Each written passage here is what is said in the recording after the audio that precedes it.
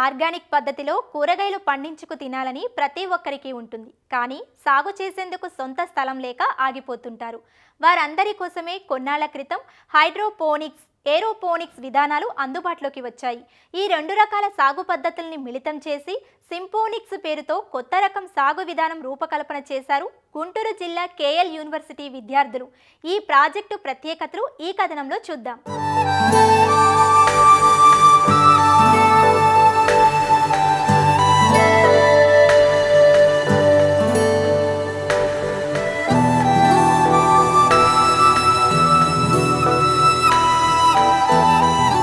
పట్టణీకరణ పెరగటంతో రోజురోజుకి భూ విస్తీర్ణం తగ్గిపోతోంది. పంటలు పండించేందుకు నేల కొరత ఏర్పడుతోంది. అందుకే సాగుకు సాంకేతికత జోడించి వినూత్న దిశగా ప్రయోగాలు జరుగుతున్నాయి. ఈ క్రమంలోనే గుంటూరు జిల్లా కేఎల్ యూనివర్సిటీ విద్యార్థులు కొత్త రకం సాగుకు శ్రీకారం చుట్టారు. హైడ్రోపోనిక్స్, ఏరోపోనిక్స్ సాగు విధానాల్ని మిళితం చేసి సింపోనిక్స్ పేరుతో ఓ ప్రాజెక్టు రూపొందించారు.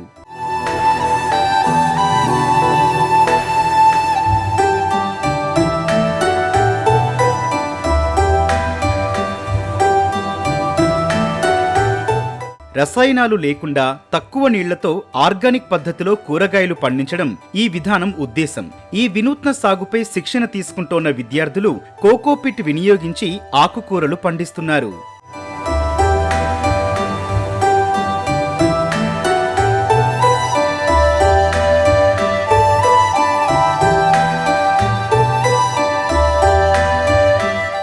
కనిపిస్తోన్న ప్లాస్టిక్ గ్లాసుల్లో కోకోపిట్ వేసి అందులో కూరగాయ మొక్కల్ని నాటారు. ముందుగా పైపులకు రంధ్రాలు చేసి వాటిలో ఈ గ్లాసులు అమర్చారు. పోషకాలతో కూడిన నీటిని పైపుల ద్వారా పంపిస్తున్నారు. తద్వారా మొక్కలు పెరగటానికి ఎలాంటి ఇబ్బందులు ఉండవు. దీనికి 20,000 ఖర్చయిందని విద్యార్థులు చెబుతున్నారు. ఇప్పుడు సాఫ్ట్వేర్ ఎంప్లాయీస్ వీళ్ళందరూ ఉంటారు కదా, వాళ్ళందరూ ఫార్మింగ్ చేయలేరు, అలానే సాయిల్లో కల్టివేట్ చేయలేరు. వాళ్ళు ఇప్పుడు బయట మనకు దొరికాయి మొత్తం అన్ని కెమికల్స్ ఎక్కువ. అందుకని మేము వాళ్ళే గ్రో చేసుకునేలాగా, ఇప్పుడు సపోజ్ ఒక రూమ్ ఉందనుకోండి, ఆ రూమ్లోనే మన సింపోనిక్స్ అనేది పెట్టుకుంటే మనం అన్ని క్రాప్స్ని ఒకేసారి గ్రో చేసుకోవచ్చు. ఇవి మెట్రోపాలిటన్ సిటీస్లో మనం కావాలంటే విలేజెస్లో కూడా ఇప్పుడు సపోజ్ ఒక రూమ్ తీసుకుంటే దానిపైన స్టేరు ఒక్కొక్క స్టేర్స్లో ఒక్కొక్క టైప్ ఆఫ్ క్రాప్స్ని గ్రో చేసుకోవచ్చు. మనం జనరల్గా హైడ్రోఫోనిక్స్లో ఓన్లీ సింగిల్ స్ట్రక్చర్లో మాత్రమే, హారిజాంటల్ వేర్స్లో మాత్రమే మొక్కల్ని ఎక్కువగా గ్రో చేస్తుంటాం. కానీ అలా దీంట్లో 3 ఇంక్లూడ్స్ చేసుకుని horizontal farming, vertical farming and ఏరోఫోనిక్స్ని 3 ఇంక్లూడ్ చేసి ఒకే స్ట్రక్చర్లో బిల్డ్ చేశాం సార్.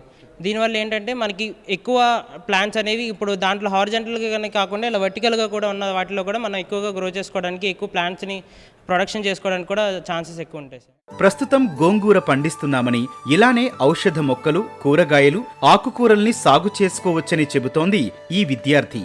లైట్ వెలుతురు బట్టి మొక్క పెరుగుదలలో మార్పు ఉంటుందని వివరిస్తోంది. మా మెయిన్ ఏం వచ్చేసి డిఫరెంట్ లైట్ ఇంటెన్సిటీస్కి ప్లాంట్ డిఫరెంట్గా గ్రో అవుతుంది. సో పైన చూసినట్లయితే మేము ట్యూబ్ లైట్స్ పెట్టాము, కింద వైట్ లైట్ స్ట్రిప్స్ పెట్టాము, దాని కింద ఎల్లో కలర్ స్ట్రిప్స్ పెట్టాము. ఎల్లో కలర్ అనేది సన్లైట్ ఎఫెక్ట్ ఇస్తుంది. సో డిఫరెంట్ లైట్ ఇంటెన్సిటీస్కి ప్లాంట్ డిఫరెంట్గా రెస్పాన్స్ అవ్వడం వల్ల మనం ఏ లైట్ ఇంటెన్సిటీస్కి ప్లాంట్ ఎలా గ్రో అవుతుంది అని మేము మెయిన్ ఏం పెట్టుకొని ప్లాంట్ దేనికి రెస్పాన్స్ ఇస్తుందో అనేది మేము చూసి కన్క్లూడ్ చేస్తాము. కొన్ని దేశాల్లో కార్పొరేట్ సంస్థలు భారీ స్థాయిలో ఈ విధానం అమలు చేసి పంటలు పండించి విక్రయిస్తున్నాయి. దీన్ని మన అవసరాలకు తగ్గట్లుగా మార్చుకుని అందరం ఇళ్లల్లోనే పంటలు సాగు చేయొచ్చు అంటున్నారు ఈ విద్యార్థులు. కప్స్ అనేవి ఆన్లైన్లో అవైలబుల్గా ఉంటాయి. తక్కువ కాస్ట్లోనే మనకి ఎక్కువ క్వాంటిటీలో ఈ కప్స్ అయితే అవైలబుల్ ఉన్నాయి. సో ఇక్కడైతే ఏమైతే ప్లాంట్స్ మేము గ్రో చేసి ఉన్నామో అందులో మేమైతే సాయిల్ అయితే యూస్ చేయలేదు. ఆ సాయిల్ ప్లేస్లో కోకోపిట్ అనే పదార్థాన్ని యూస్ చేసాము. ఆ కోకోపిట్ ఎందుకు యూస్ చేసామంటే మనకి ప్లాంట్ మెయిన్గా సోర్స్ వచ్చేసి న్యూట్రియన్స్ని అబ్జర్వ్ చేసుకునేది సాయిల్. కానీ ఆ సాయిల్ ప్లేస్లో మేమైతే కోకోపిట్ యూస్ చేసామో దానివల్ల సాయిల్ మాయిశ్చర్ అనేది, లేదంటే ఆ మాయిశ్చర్ ఏదైతే ప్లాంట్ కావాలో అది రిటర్న్ అయి ఉంటుంది. దానివల్ల దాని మూలంగానే న్యూట్రియన్స్ అనేవి ప్లాంట్స్ లోపలికి వెళ్తాయి. సో ఇక్కడ మేము కోకోపిటే కాదు, ఇంకా వేరే విధాలుగా మేము యూస్ చేసుకోవచ్చు. దాంట్లో ఏంటంటే పర్లేట్ అనే పదార్థము, వర్మికులైట్, క్లే పెబుల్స్, ఇవన్నీ కూడా మనం యూస్ చేసుకోవచ్చు. అవి అన్నీ ఎందుకు అంటే కేవలం న్యూట్రియన్స్ అనేవి లోపలికి వెళ్ళేలాగా దానికి మెయిన్ ఇంపార్టెంట్ అనమాట. తినే కూరగాయల్ని ఇంట్లోనే స్వయంగా పండించుకునే అవకాశం కల్పించడమే ఈ ప్రయత్నం ప్రధాన ఉద్దేశమని అంటున్నారు కేఎల్ యూనివర్సిటీ వ్యవసాయ విభాగాధిపతి డాక్టర్ బాలకృష్ణ. వర్టికల్ ఫార్మింగ్ అంటే నిలువు అంచెల విధానంలో పంటలు సాగు చేస్తారు కాబట్టి స్థలం తక్కువగా ఉన్నా ఇబ్బంది రాదంటున్నారు.